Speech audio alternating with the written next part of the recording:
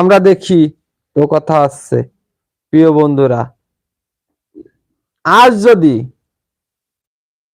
আওয়ামী লীগের বিচার যদি না করা হয়, আওয়ামী লীগের নেতা কর্মীদের যদি ফাঁসি না দেওয়া হয়, তাহলে মনে রাখবেন 2024 সালের জুলাই আগস্টে যারা রক্ত দিয়েছে, জীবন দিয়েছে, তাদের রক্তের সাথে বেইমানি করা হবে।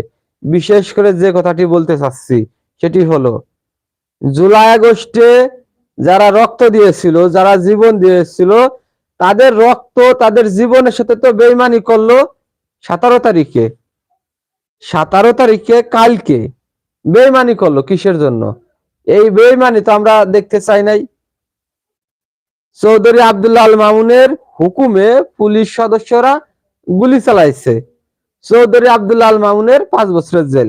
এটা কি 2024 সালের জুলাই আগস্টের আহত নিহতদের সাথে বেইমানি করা হয়েছে না? অবশ্যই বেইমানি করা হয়েছে।